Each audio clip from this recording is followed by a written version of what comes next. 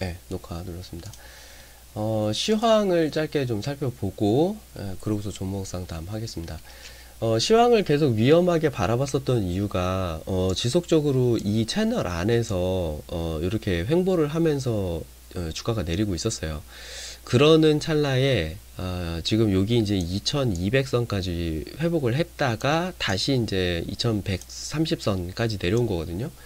요 구간만 만약에 살펴본다라고 하면, 만약에 이 구간을 깨고 내려온다라고 하는 여기 초입 구간부터 시작해서 이번에 여기까지 내려오겠구나 라는 예상이 가능해요. 그래서 지난 2018년에 가장 큰 폭의 하락을 기록했던 것이 요기 하락장하고 요기 하락장이거든요. 사실 여기는 그때 당시 막 북한에서 미사일을 쏘네 뭐네, 그리고서 이제 미중 무역 이슈가 이제 조금 나오기 시작하던 시기고, 본격적으로 미중 무역 이슈로 폭락하기 시작했던 게 요때고, 그 다음에 외인 자금 빠져나가면서 폭락한 게 여기거든요.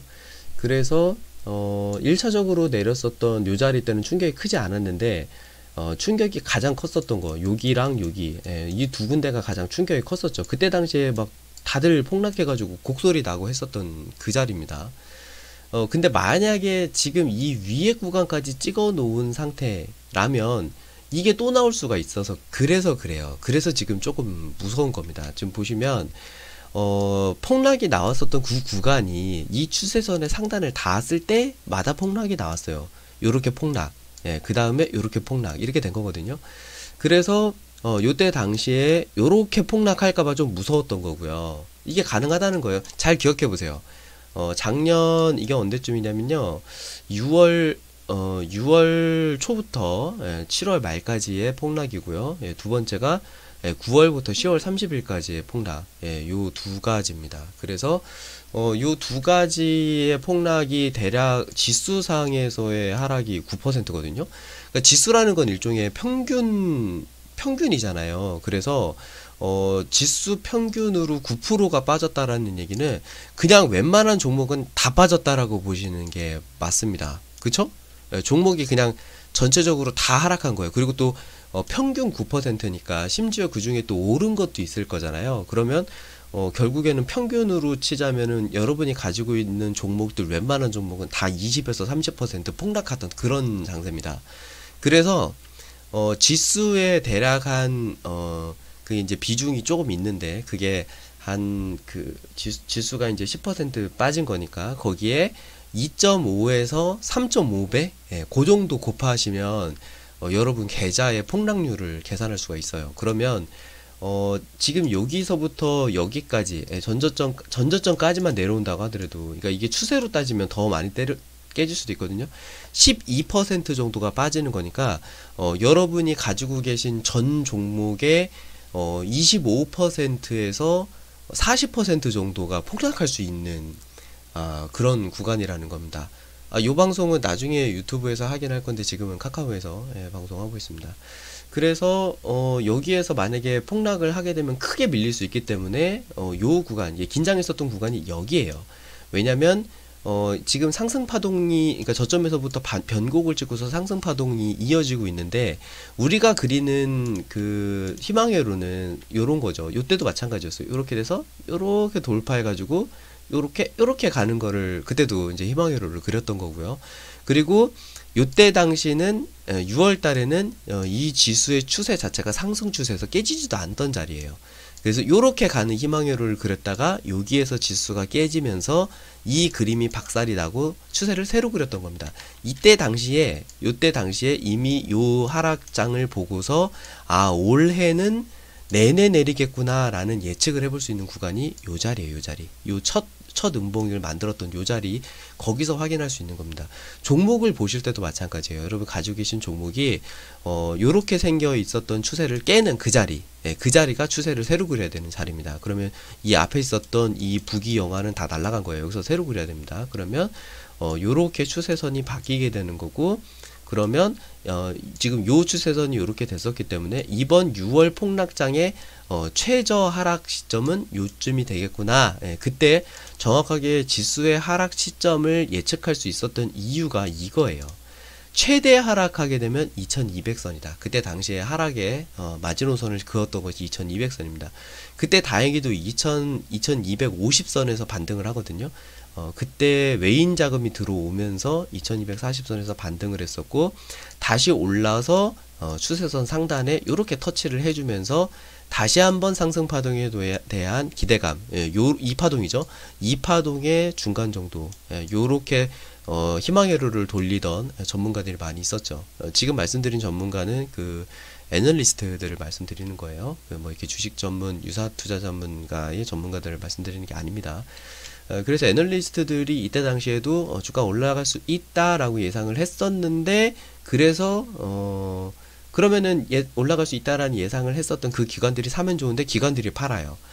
그렇게 되면서 추세선이 또 깨집니다. 그래서 이 위로 올라가는 희망회로가 깨지고 이렇게 밑으로 내려갔던 거예요. 그리고 추세선 하단에 다시 닿으면서 다시 재반등을 하는 거를 또 예상할 수 있었던 그 자리죠.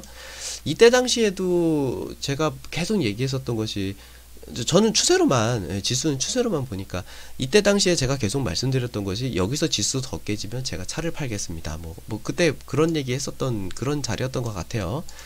그거를 참고해서 보시면 될 것 같고, 지금 그러고서는 저점에서 이렇게 반등이 나왔었고, 또다시 이렇게 지수 추세선 상단에 닿았기 때문에 이번에는 올라가는 거 아니야? 라는 희망회로를 또 돌려볼 수 있는 자리였는데 여지없이 내려갔죠. 근데 지금 여기에서의 상승 파동 또 절반 구간이거든요. 그래서 이 안에서 이렇게 하락 수렴을 또 이렇게 만들어내고 있어요. 그래서 이걸 좀 확대를 이렇게 해보자면은, 아래쪽에 닿으면 닿을수록 폭락에 대한 공포가 심어지는 자리고요. 위로 올라가면 올라갈수록 상승 돌파에 대한 기대감이 생기는 그런 자리입니다. 그래서 오늘 같은 경우에도 지수 2150선까지 올라갈 수 있었고요. 지금 이게 변곡이다 그러면 여기까지도 올라갈 수도 있겠죠. 그게 대략 만약에 월요일에 지수가 위로 올라가기 시작한다, 그러면 이 최대 상승폭은 예상컨대 2160선이에요. 2160선 정도 올라가다가 보면은 여기서 이제 또 기대감, 희망회로 또 심겠죠. 그러면서 만약에 얘가 요만큼이라도 올라오잖아요. 요만큼, 그러니까 이때처럼 요만큼이라도 올라오게 되면 여기서 불장이 나올 겁니다. 이렇게 막 올라가는. 왜냐면 하락 수렴을 완전, 잘못 눌렀다. 죄송해요. 잠깐만요. 엄청 손이 떨려가지고 수전증이 있는 것도 아닌데 이렇게 막 덜덜덜덜덜. 생방송의 묘미죠. 생방송이 평큰하면은 원래 그렇게 말하는 거예요. 여기서 어디까지 해서 이렇게 됐죠. 지금 여기에서 올라가게 되면 불장에 대한 기대감을 가질 수가 있고요. 또 밑으로 내려오게 되면 폭락장에 대한 공포가 시달려야 되는 그 시기가 점점 좁아져요. 원래 이게 하락삼각형이기 때문에 내려갈 확률이 조금 더 높습니다. 지금 리딩상으로는 저희가 현금 비중 80% 정도에 육박하는 정도로 현금을 다 확보해 놨어요. 지금은 종목을 보면은 이번 주에 뭐 되게 아쉬운 종목들도 있어요. 뭐 지수가 아니고 이제 주가가 뭐 돌파 나오기 직전이라든가 저점을 완전히 다진 거 막 이런 거.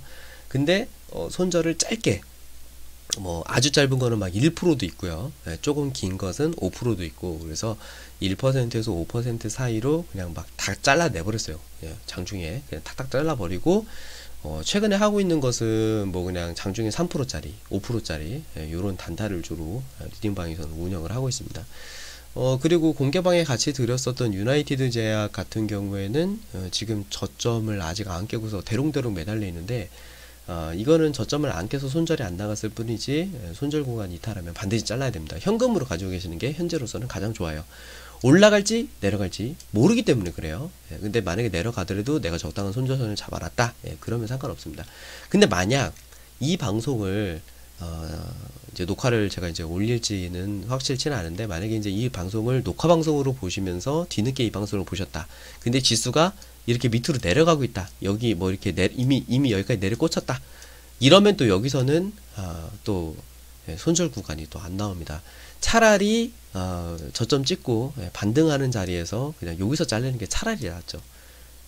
완전히 손절 구간을 짧게 잡든지, 물렸으면은 저점 확인하고 그냥 추매로 전략 잡으시는 게 좋습니다. 만약에 나는 현금이 하나도 없다.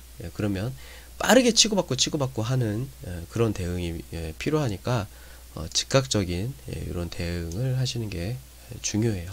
그래서 시황은 다음 주는 일단 오늘 장을 좀 끌어올렸었던 것이 한미 정상회담에 대한 기대감입니다.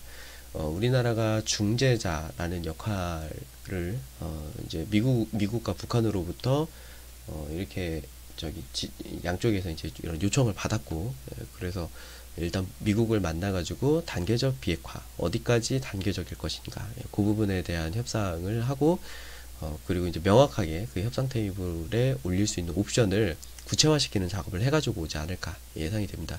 그래서 대북주 중심으로 주가가 오르긴 했는데, 오늘 하필이면 국회 발표에서 또 국정원에서 그 동창리 미사일 발사기지에 대한 재건을 확인했다라는 발표가 이어지면서 뭔가 그 두 개의 호재와 악재의 뉴스가 상충됐달까요? 그래서 장 마감에 월요일에 불장이 올 것 같다라고 하면은 이런 그 일부 스윙 종목을 추가를 한다든가 이제 이렇게 해야 되는데, 오늘은 그렇게 안 했어요. 불확실성과 그러니까 어쨌든 호재나 악재 둘 다 불확실성이 높아져 있는 상태이기 때문에 아무것도 안 하는 것이 현재로서는 가장 좋은 상황입니다. 근데 만약에 이제 뭔가 종목에 이런 그 이제 비중이 많이 가지고 계시다라고 하면 종목을 빨리 자를 수 있는 준비를 한다든가 적당한 스탑로스를 잡는다든가, 이걸 좀 설명드린 이유가 그거예요. 종목 상담을 할 때 그 기준으로 종목 상담을 할 거기 때문에 그렇습니다.